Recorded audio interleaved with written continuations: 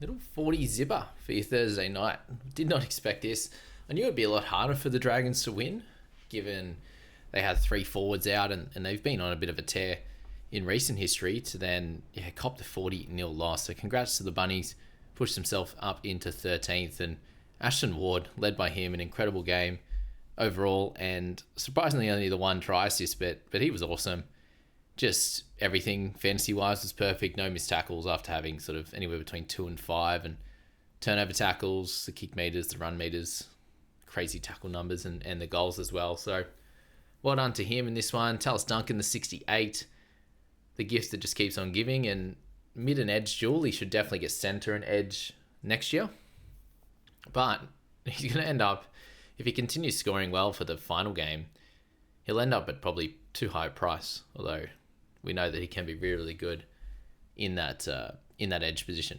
But yeah, see what happens with injuries next year. Now, I thought LKT, my boy, he was a gun.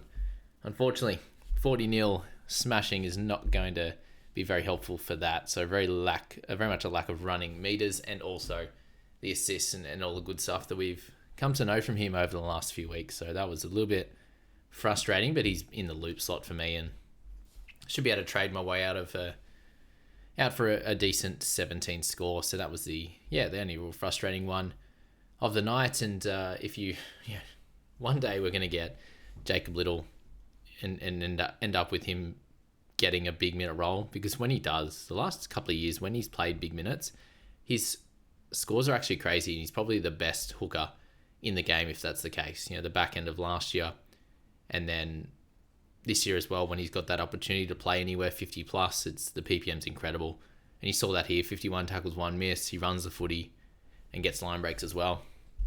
But the big win of this one was the guy that's most owned in this game, and that's Damien Cook, and especially owned by my boys Andrew and Jake in the top 10. I believe they were the two of the only guys in the top 9, I believe, that did own him. And with the three forwards out, him going to 13, it was always going to be a really good little sign. And I think back-to-back 60 tackle weeks is very impressive. So the 61, happy days there for Damien and his owners. And then Halangahu was the cash down of the week. But really with him, it was going to be a 1 week score. And the big thing with this is if you bought as like I'm going to have him for a potential scorer this week, and you'll definitely take that score. And as a guy that either won't play or probably goes bench or something like that from the last 2 weeks, then it worked out perfectly for his 57. Jai Gray there, 54 for him, the try, and 3 tackle breaks, 353 run meters with no line breaks is crazy talk. So well done to him and anyone who jumped on. I had him in the best buys discussion this week at a really nice 418k price point, but with all the bunnies, they go into buy next week.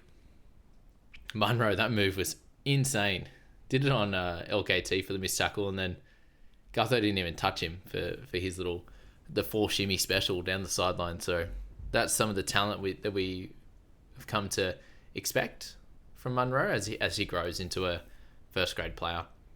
Really good effort from Jai Arrow as well, 64 straight minutes for his 52. And then Clemmer as well, 50 there. He's working pretty hard. I think he was 25 in 22-ish minutes with an offload, and then played the 53 minutes in this one, which made sense as well. Like last week, he had to go massive minutes, and then with those guys out again this week, had to continue with that. Johnston goes one step closer to the all-time record, which is just incredible. And then Keon Kolomatangi, 46 for him. There were, I think, 20 people in the top 1,000 that jumped on. Keon there and still ran for almost 200 meters and 30 tackles for 1 miss. So it's actually wild how many meters this guy can run without netting heaps of tackle breaks and heaps of offloads. There's so many guys that if they can get like 140 run meters, they end up with so many attacking stats. And not to be with him. So that's where the frustration comes, because he plays big minutes and can get sort of mediocre 40s and 50s with crazy stats, but it's just those extras that he doesn't receive, unfortunately. So 46 for him at that price point. Not exactly what you wanted, but not a train wreck either, and the minutes were good, and you'll expect that in the final week. Humphreys and Hubner, both doing a job, and both likely should be looped in with those types of scores, which is good. Buchanan, the cheapie centre that is going to get a bit of an opportunity here in random weeks. depending on who's back and different things like that. And then you had Matt Fainai there with 27, back to earth after his really, really incredible game there.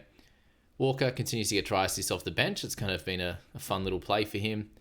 Luciano just the 51 minutes in this one, with Raymond, Faitel and Mariner coming on to the bench. And then Brandon Smith of 14 in 43 minutes. The man is going to be very, very cheap next year with one game to go. If he can lob a 20 or something like that, he's going to come in like the 300s next year, which is just wild.